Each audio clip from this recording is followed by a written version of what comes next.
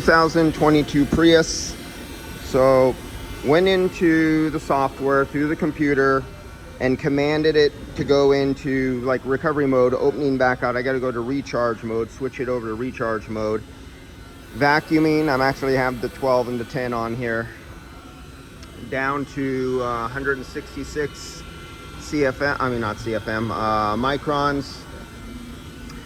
Had them go get the right oil. Now everybody has basically garbage oil on their shelf for months, and open only from a clean, dry, sealed can. There were some kits that came with the cans in them for the accumulator. I see I'm pouring out the oil right here. I'm just curious. I'm always curious.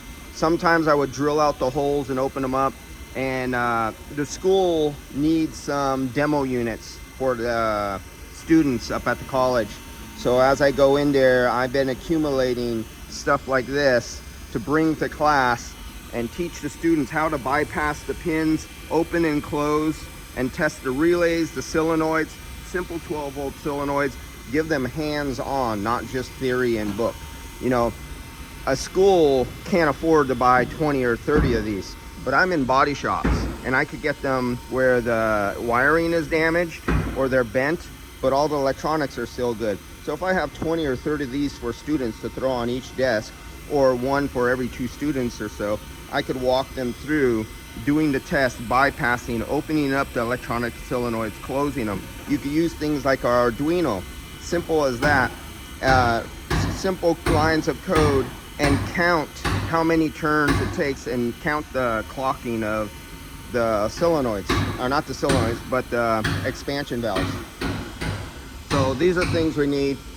At this place, I stressed, you know, their technician, so they can take it apart, put it back together.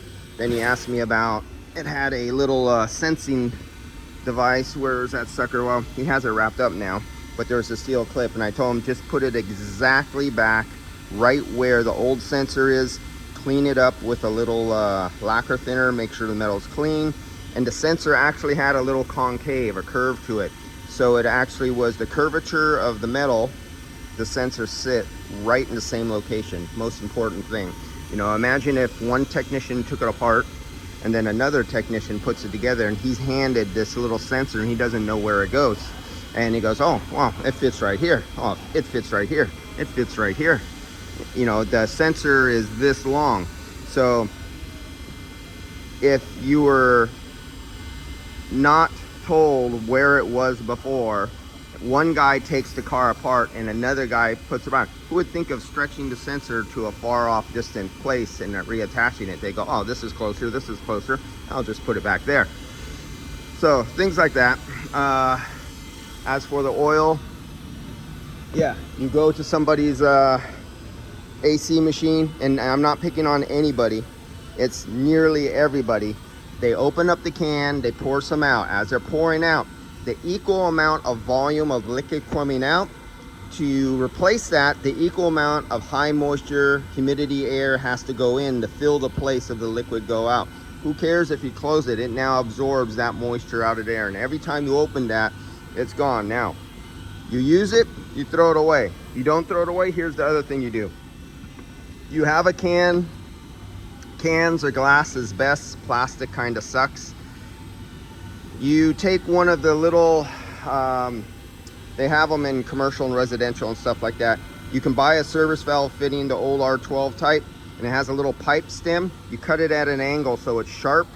Puncture a little hole right here, and you can push it through, a little epoxy, and you can hook up your nitrogen to it, or put your nitrogen dip tube inside there. And as you're pouring, you have your nitrogen cracked at just like 1 or 2 or 3 or 4 CFM of nitrogen coming out. You're filling up the can with nitrogen as you're pouring, and you leave the little tube inside. It could be the smallest little tube, so long as it's like a positive flow and pressure displacing air. Then take it out and put the little rubber cap back on. It has a little plastic cap in here. See that? Then put that back on. Then put that back on. So now you have a can that you use some of the oil, you went down. Now all that would normally be filled up with atmospheric air with moisture in it, but instead you put nitrogen in there. and now put the seals back on. Now you can store your can. So that goes into accumulator, and that's all I could say. I'm down, we're down to 154 microns now.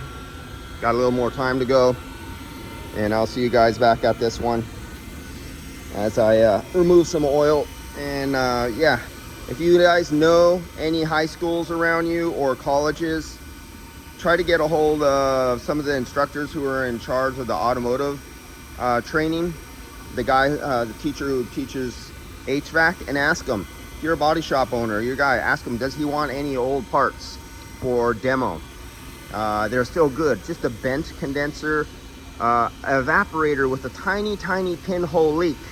Those could be used as bench demos where they hook them up to piping, pressurize them with refrigerant, and send the students around with ultrasonic leak detectors or refrigerant leak detectors or soapy bubbles, and teach the students hands-on. Not just one car, 30 students around it watching an instructor wave his little thing around trying to find a leak, you know, or finding a leak, but hands-on. Hands-on is the thing to go for students. See you guys later.